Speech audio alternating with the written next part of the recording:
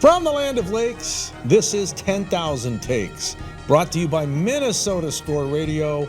Wally and Eric back for yet another week as we slice and dice the always busy, always topical, super saturated Minnesota sports scene. And Wally, it's mid-October, so we have a lot of avenues we can go down when it comes to sports and what's going on. But I think we need to start with the purple. I would agree. The Minnesota Vikings, through 5 games, are 4-1. They've got a knack for winning close games. They have victories in the UK, the USA. I mean, you name it, they've done it, except win at Philadelphia. But Philadelphia hasn't lost yet. Correct. So I would say, so far, if you're a Vikings fan, you have to be cautiously optimistic. Yeah, and they are winning games that they did not win last year. You know, those games at the beginning of the season, the Cincinnati game, the Arizona game. I mean, they had a couple of games that could have gone either way, and they both went the other way. And you end up under 500, and you don't make the postseason. Now you won some of these close games. Obviously, you know, they had to pull it out against Detroit. They had to pull it out against Chicago. They had to pull it out against the Saints. I mean, yeah, the only convincing win so far has been against probably the best team they played outside of Philadelphia when they beat Green Bay. Yeah, they've been Houdini-like in most of these victories. And it's funny, there's such a razor-thin margin between really good, mediocre, and bad in the NFL. You go back to that Lions game. If Detroit wins that game, and I really felt like Detroit outplayed Minnesota but couldn't seal the deal. Right. If the Lions win that, that's maybe a springboard for Detroit. Instead, for Minnesota, it was a confidence boost. And now the Lions have gone into the tank. 1-4. And the Vikings haven't lost since then. So never, ever throw back a win. No, and Viking fans complaining about, you know, how they've been winning these games, I don't know. I think you just take it and head to the bank, right? No question. And I think the NFL right now might be more even-steven than it's ever been. I mean, the parity goes back to the days of Pete Rozelle, the commissioner in the 1960s and 70s. That's what he wanted. He wanted every fan base to feel like their team had a chance. That's why they have revenue sharing in the NFL. But we've seen dynasties. We've seen Green Bay, San Francisco, Dallas, Pittsburgh, New England. Yeah. But right now, I know the Eagles are 5-0. Fly, Eagle, fly. But really, who's the best team in the NFL? I like Buffalo. Obviously, Philadelphia. The Giants are playing well. The Giants are 4-1. What's the Jets? Are the Jets 3-2? I don't know. I can't tell you who the best is. I saw a headline in the New York Post earlier in the week. Are the New York Giants the worst 4-1 team in NFL history? And my thought was, that might be the worst headline I've ever seen. They're 4-1, folks. They just knocked off Green Bay. They're still complaining. They are. They were 9-point dogs. I mean, that's New York. Come on. That's New York. What do you expect? Yeah. We have a little of that going on here in Minnesota. But I think Viking fans are conditioned to think, well, even if you're 4-1, something's going to happen. We're going to end up losing.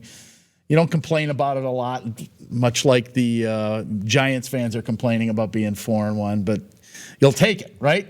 For the time being, you take it. And there's no doubt, you know, we had Alexander Madison, Vikings running back, on our show, on a radio show earlier this week.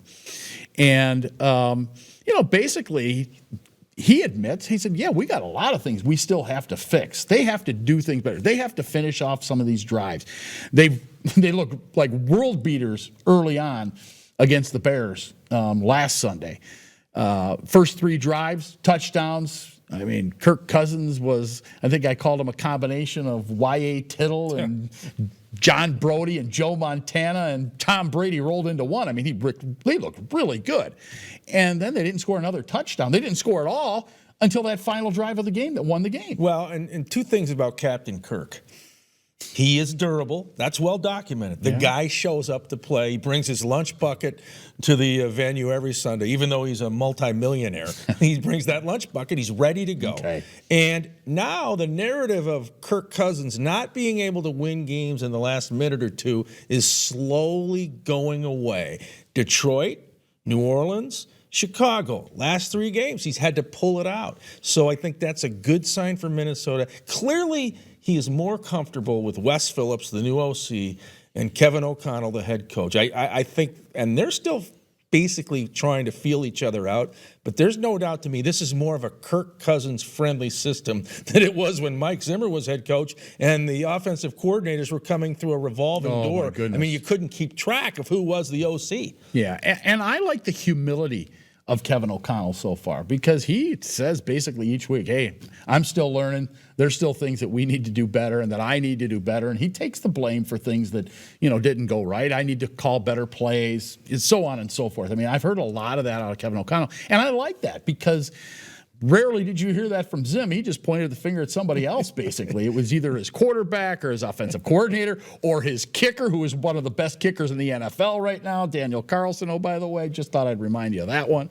Yeah, I mean, there's some things to be pleased about, win or lose in Miami on Sunday. I still think that there are things to be happy about where they are right now. So you don't know what you're going to see. Now, Miami's still good, but they're not as good. No. Well, they got drilled by the Jets. And will there be sauna-like heat down there? Will the Vikings be able to adapt to that? We'll find out. But, yeah, they did. Miami got beat by the Jets. And so I think if Minnesota can somehow win this game, road game, then you go into the bye at 5-1. Yeah, and they're building up equity. Because at some point, they're going to lose some games. It's just inevitable in the NFL, especially with a 17-game season. Right. But now you have the ability to lose a couple, and you're still very much in the race. Whereas last year, as you pointed out, when they got beat by the Cardinals and the Bengals early, they were a dog chasing their tail the whole season. Must win. And they never got a hold of that tail. Yeah, must wins week in and week out. You can't live like that. One other NFL topic I wanted to get into a little bit, and we saw it again Monday Night Football, a horrendous call on roughing the passer. I mean, it's just...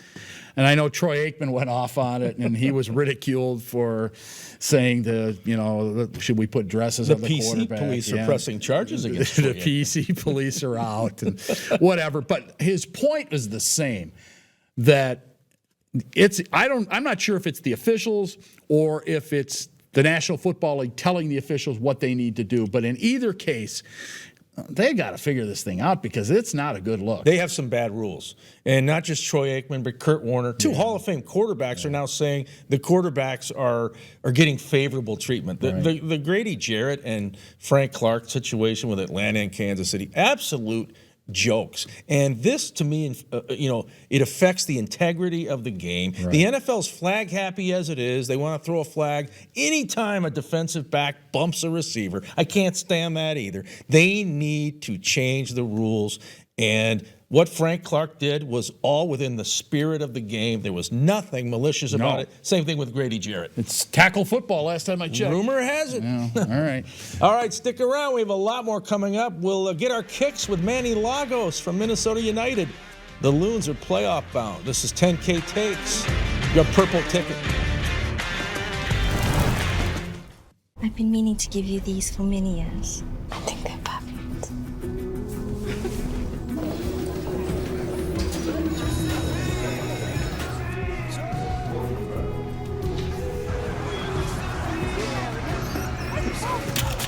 Maya? Oh, I love your earrings. Why didn't you try these? It isn't just about vision. It's about care. Nobody cares for eyes more than Pearl.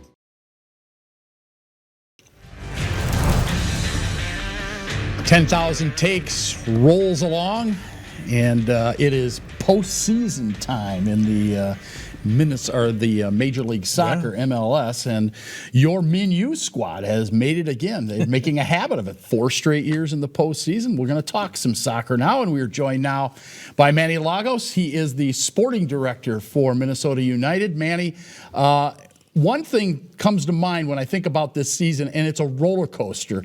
You guys had some high ups and you had some low downs, but you managed to get into the postseason. I guess that's the most important thing. Yeah, it was a wild last month and a half. I mean, I think with about 7 games to go, we were probably at 97% probability of making the playoffs. And with 1 game to go, we still had to win and get a point to get in. So it was somewhat of a tough 6 weeks. But overall, I thought the season was tough, was grindy, but I think it prepared us for the playoffs now. I think we're a team that has won on the road quite a bit this year. I think Sunday we just kind of showed our maturity in terms of really making sure we got the win at home in front of our home crowd. Not only just get the win, but I thought we outplayed Vancouver pretty handily to make sure that we're going to go to the playoffs. And every time I come on here, guys, I'm talking about a special event. I'll tell you what, Sunday, 20,000 people in black. We called it a blackout. This stadium was just unbelievable. I mean, they were fully behind the team and really pushed us to the finish line to get to the playoffs. Yeah, huge win over the Whitecaps of Vancouver. Now you're down to the Metroplex, Dallas-Fort Worth, to take on FC Dallas, and they are going to go in as the 3 seed. But as you said, Manny, Minu has had success on the road. What will be the keys to somehow getting by FC Dallas? Well, I think it's interesting. FC Dallas has had a really good year. They've got some really good young players. Their starting forward is right now the starting forward for the U.S. national team, Jesus Ferreira. It's going to be important that we really manage him. He's really good at his movement. He's got a ton of loads of goals in the league.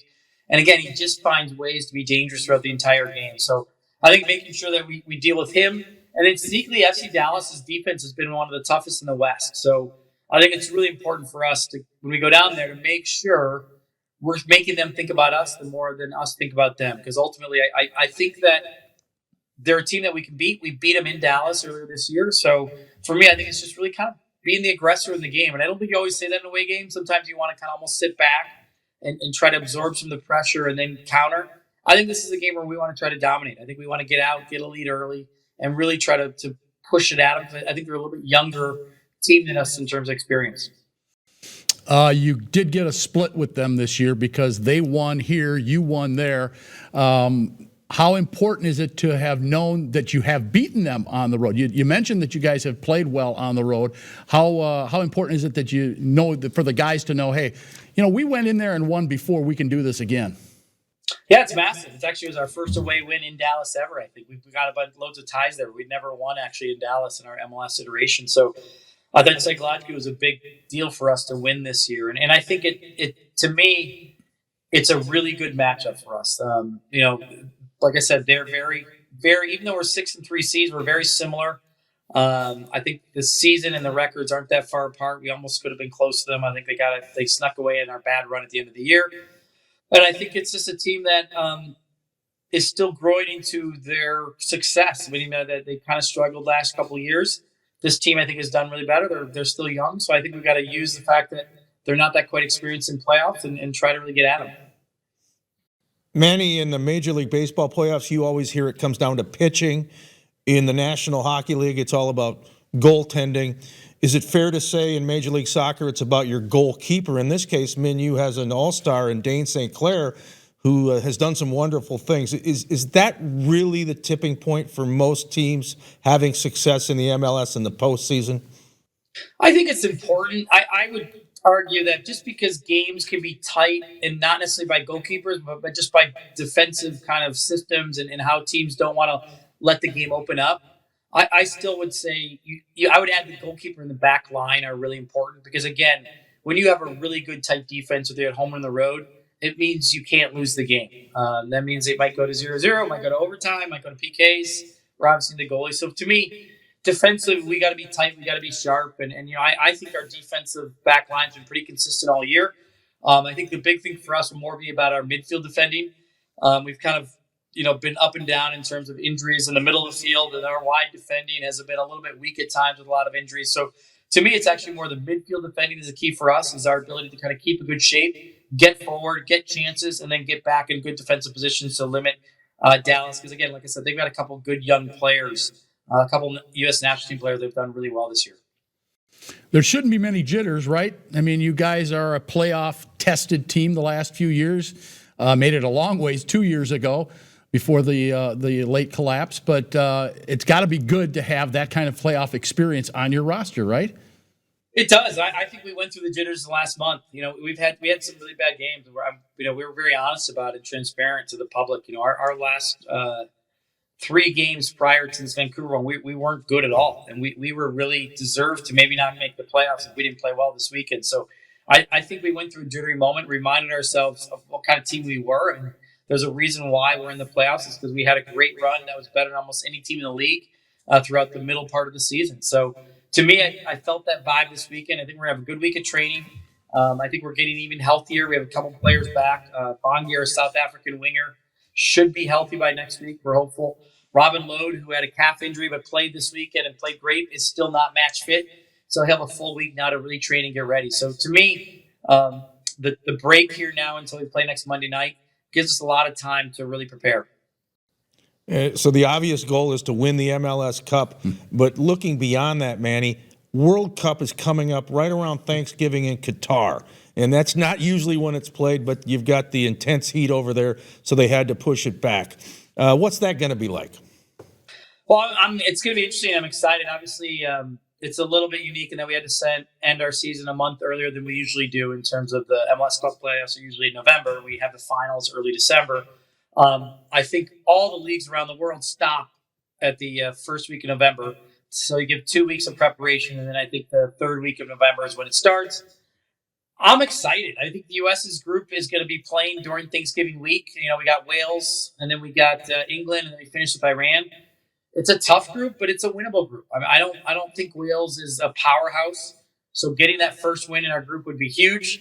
I think we'll be massive underdogs against England, but we've always kind of matched up pretty well with them just because of our history of the two countries and how we are probably partners in a lot of things we do globally. And then Iran will probably be the game that if we win that, we'll almost for sure be through. So I think it's going to be a great opportunity for the U.S. I think Canada is really good right now, too, for the first time since 1986. This is the first time they qualified. They've got a great core of young players. So it's exciting for this hemisphere of the World Cup for Canada and U.S. to kind of be favored to get out of their groups. And then I think in general, the favorites, Argentina, Brazil, Germany, Spain, are always going to be there probably by the end. All right. Last question for you. Adrian Heath, here's a guy now that has led your squad for the last several years, back into the postseason. You got to feel good about having the kind of experience that you have now in that head coaching position with what he brings to the table. And what do you think that makes him such an effective leader for this team? Yeah, I just think, his experience and the ability to kind of make sure he's kind of pushing the club and trying to push the idea that, we don't want to just make the playoffs. We want to win. We want to win trophies and championships. And I think the club in two phases is really, we're looking at our first team. We know we've shown some consistency now. So we want to make sure that consistency goes into, hey, playoffs is great, but we want to win. We want to win championships. We want to make a run. We want to win trophies. And then the second part of that, which I think is Adrian's nice around the experience of the club, is that part of to do that is a long-term planning of trying to build out the club. And it's not just our first team. We added a second team this year where we had first-team players going back and forth and playing in the second-team league and going back to the first team. And we've put a ton of more resources for our academy now, which especially in soccer, you develop from your academy. We've got a bunch of Minnesotans right now that are in our academy. We've got a couple of Minnesotans that were signed professionally already to the second team that we hope in a couple of years will be in the first team. So I just think the entire culture and environment of the club right now is to build, to grow, to push the expectation of winning. And I think Adrian does a good job of expecting that from everybody. Well, Manny, we appreciate you spending some time with us. Good luck to you in the postseason, and hopefully you'll make another run towards that MLS Cup and get one this time. Awesome, guys. We're looking forward to it. Next Monday night. It's going to be a fun one. We have, I think, Sun Country put together a couple of charter flights for our fan base, which is amazing to go down. And obviously, the team charters the day before, and we always get appreciative when fans and the charters show up. So I think we'll have some nice support down there as well. Great. Thanks, Manny. All right. Thanks, he guys. is Manny Lagos. Thanks, Manny. He is Manny Lagos, sporting director for Minnesota United, right here on 10,000 Takes. Stay with us. More to come. Taxes don't have to be taxing, not with Keller Tax Service. For 20 years, Linda Keller has prepared taxes for all types of professions and businesses. She has perfected the virtual tax appointment through phone or video. With Keller Tax Service, you never leave home. Call KTS at 320-352-0013 or check out Keller Tax Service on Facebook. Take the anxiety out of taxing. Keller Tax Service, 320-352-0013 or check them out on Facebook. I've been meaning to give you these for many years. I think they're perfect.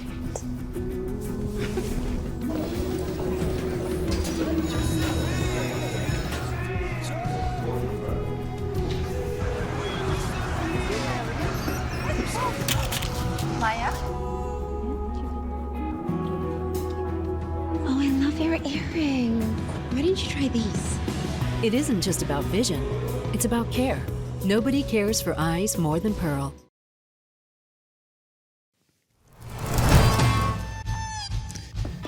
$10,000 takes, and it is a football weekend, your Minnesota Golden Gophers. But before we get into the on-the-field stuff, I see that they've got a new opponent on their schedule in about, 10, 11 years. Yeah.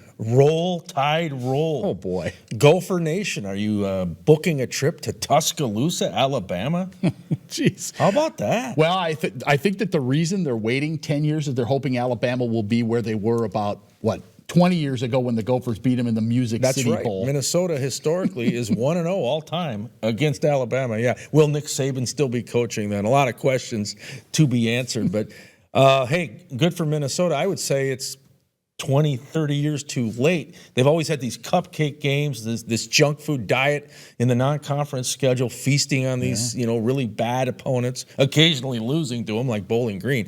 But, in 10 years, now you have USC and UCLA in the conference, and who knows, you might have a Stanford, a Washington, a Notre Dame. I don't know. Do you want to add Alabama to that? Oh, boy, yeah. They might want to back off of that. We'll see how it goes over the next few years. If PJ's gone in 10 years, and who knows, the coach of the Gophers then is going to say, who drew that one up? Exactly. Think about this. Players playing in that game are 8 years old right now. Potentially. Wow. Well, let me ask you this. Will Tanner Morgan and Mo Ibrahim be playing in that game? They'd still be on the squad. Oh, boy. Yeah, it could be. Gophers in the Illini this weekend. Huge game for Minnesota. Well, huge game for both teams. Are the Illini the real deal? Well, I'll throw down the gauntlet. First of all, Brett Bielema has Illinois trending up. He's 8-0 all-time against Minnesota. That goes back to his Wisconsin days and one game last year in Minneapolis that we both saw when Illinois came in and upset Minnesota at the time. I look at it this way. If the Gophers win, they have a good chance to capture the Big Ten West. Purdue appears to be the real deal. Iowa and Wisconsin right now are down. If Minnesota loses, there could be a free fall starting because then they go to Penn State. Right. If they want to win this division, they've got to go to Champaign and find a way to get a victory. Yeah, I think at minimum they need a split out of these two road games. And you want the Illinois win, quite frankly. I know Penn State, would be more sexy on a Saturday night, with a whiteout in Happy Valley. But this is a divisional game. Yeah. Apparently it's not sexy to have the Big Ten basketball coaches a media day in Minneapolis. Yeah, apparently the Big Ten coaches aren't happy that they're holding the media day sessions for the men and the women at Target Center Tuesday and Wednesday. And what are you complaining about? I mean, Minneapolis has hosted Super Bowls, Final Fours, PGA championships, major events have come here. There are restaurants. It was 81 on Tuesday. It's not snowing yet. Not yet. I have no idea what these guys and gals are thinking, but I don't know what's wrong with downtown Minneapolis. Apparently they can fly to Chicago or Indy, but they can't fly to Minneapolis. Well, to me, downtown Minneapolis is more manageable than downtown Chicago. Oh, for it's sure. easier to navigate. For And I sure. like Chicago. Don't get me wrong. The Loop and all that. But Chicago's a monster. Now, Indianapolis is similar to Minneapolis, the layout and everything. It's very walkable. But I don't know. Quit your whining. Yeah. Coach your team. Yeah, these millionaire coaches and they're whining. Forget about it. All right. If that wasn't our take of the day, stay tuned because you'll get the real takes of the day coming up next. Stay with us. I've been meaning to give you these for many years. I think they're perfect.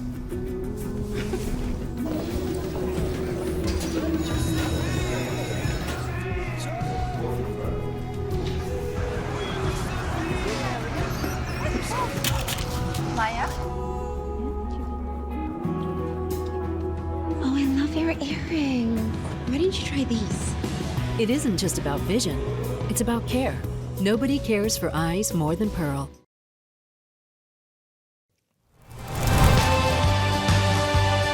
Well, thanks for tuning in. Another episode of 10K Takes Television is winding down. Takes of the day coming up here shortly. but some other topics we wanted to chew on, correct? Yeah, well, I thought we'd at least talk about the MLB playoffs. Obviously, the Twins aren't part of it. And I started thinking about this, too, as you're watching the postseason. How do the Twins measure up with these clubs? Let's just say the 8 clubs that remain in the divisional playoffs, let alone the 4 teams that were eliminated in the wild card round. But how do the Twins measure up with, Houston or Seattle or Cleveland or the Yankees? Let's just stick with the American League, for example. I don't know. Pitching-wise, they don't. That's for sure. Power-wise, they used to, but the only team that their power numbers are better than that's currently still in the playoffs really is Cleveland. Yeah. And I just don't think that they have all the pieces that they need right now. They're going to have to make some moves in the offseason, aside from not switching the coaching staff, and I'll get into more about that in a minute or two here. Yeah, and I think, too, that, I used to bang on the Twins a lot for being coupon clippers and not spending money. I don't adhere to that anymore. They have shown the propensity to write the big check. Josh Donaldson, Carlos Correa. They made moves at the trading deadline. Nelson Cruz from in the past. Right. And they brought in, the closer from Baltimore. Lopez, right. Yeah, Jorge Lopez. And they brought in, Fulmer from Detroit. So the effort was there. They made moves for guys like Sonny Gray and Tyler Mahle. But I am wondering about the way they spend their money now and about the organizational philosophy on how they approach the game of baseball. Right. I still think they need to go more on heart, more on substance, more on grit, more on grinding it out. Not so much on this, being tied to your laptop or your Surface or tablet or whatever they use. I mean, I realize that's not going away. Analytics is here, but you have to have that blend. And I don't think they have it. Yeah, I agree. All right. I am told by Rocky that we got to do takes of the day now. We do. So we're going to find out what your demeanor is. Angry American, cranky Yankee, giddy Guardian. Maybe you're a salty skipper. What are you? Well, as I was alluding to a few moments ago, your Minnesota Twins did announce that they are going to bring their entire coaching staff back for the 2023 season. Now, you can make the argument that, okay, maybe you get some, familiarity. It's good to keep consistency within the coaching staff. But then you go and you fire your head trainer because of all the injuries. Malpractice? Is it his fault or isn't it his fault? The fall guy. They say Derek Falvey says, well, you can't, logistically blame him for everything. Michael Salazar, but he's fired anyway. I don't know. Who are you going to bring in? You got to bring in a new doctor then, right? You bring in who? Dr. Kevorkian? Doc Gooden, Dr. Seuss, Dr. J. Dr. J. Maybe Dr. J can do some slam dunks. I don't know. And then you're going to keep your entire coaching staff. I think there's an argument to be made. You better bring in a different third base coach. I think there's an argument to be made that after Wes Johnson left, the pitching coach, that the pitching went down the tubes in the middle of the season. They're going to keep these guys around. We'll see what happens, but I would not be pleased if I was a diehard Twins fan. Well, and the mood meter says Wally is a cranky Yankee. That's about right. That's about right. That's status quo. And by the way, that means Rocco is coming back too. Oh, yes, he is. And Derek Falvey, and Thad Levine, and the entire regime. Yep. All right, well, my take of the day is this. The NHL dropped the puck on a new season this week, including the Minnesota Wild, one of 32 teams. And then next week, the NBA will tip off yet another season. Look, I love hockey. I love hoops. Kirill is lightning on ice. And I can't wait to see Rudy Gobert team up with Cat and Ant. But my goodness, it's mid-October. It's just too soon. Way too early. There's not even frost on the pumpkin yet. No. All right, well, on that note, we got to go. Let's FedEx out those thank yous. One to our great crew behind the scenes, Madeline and David, also to Rocky and Manny Lagos. For Wally, I'm Eric saying so long. This is 10K Takes, your sports ticket.